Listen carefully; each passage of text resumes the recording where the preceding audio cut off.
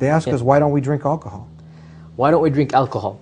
Well, the simple answer is because God told us to. That's the simplest answer, which is a foolproof answer. We believe that God knows best. And whatever He tells us, we do it. Now, does that mean we have blind faith? Yes and no. Yes, because we believe that whatever God says, we need to do it. But no, in that we first rationally come to the conclusion that this is a true God who has sent us this book. That is something we need to think about. So we don't expect people to just accept Islam because we tell them to.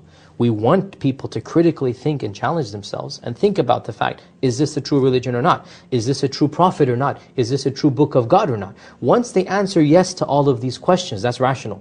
They look at the life of the Prophet Muhammad, peace be upon him, they look at the teachings of the Quran, they look at overall what this religion says, and then they rationally, intellectually understand this to be the truth. They say, yes, this is the religion. Once they accept, now you can't really question each and everything. Why do you pray 5 times instead of 6? Yeah. Why is this allowed and that not? Well, I mean, there are always answers, but the simplest answer, like I said, foolproof, God knows best. We said so. Now, that's the first answer, and that's the best answer. There are also, of course, other answers as well, and the Quran tells us that.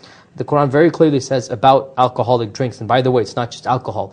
In our times, drugs, anything that intoxicates the mind, that makes a person... Marijuana. Everything. Marijuana, coke, crack, hashish, everything is out of the question. Any of these things are severely prohibited in our religion. Because I've heard some people actually say that it doesn't say now that you can... These are Muslims trying to justify things. Yeah. There are no scholar says this, no reputable legal authority says this. And of course, God says so in the Quran quite clearly that there is some benefit in alcohol. Yeah. Nobody denies this, those that drink it. I mean, there is some benefit in alcohol. Yeah. But God says the evil is much more than the benefit. Yeah. The harm is more than the good.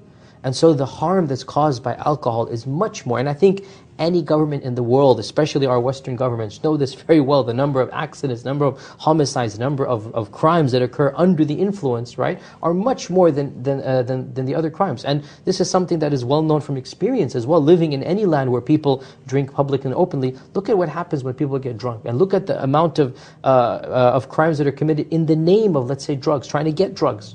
Right, people will literally sell their own kids in order to get those drugs. We see this in front of us. So God says in the Quran, there might be some benefit, you might get high, but the harm is greater than the benefit. We see that all around us, murder, rape, exactly. And most of the people are under the influence. Yeah, exactly. You mentioned the government. Didn't the government try to ban alcohol at one point? It did, and it goes to show you that man-made laws are always going to be, trying to be fine-tuned and tinkered with, and that's why we believe as Muslims that the law of God is perfect, because it doesn't need to be changed and tinkered with.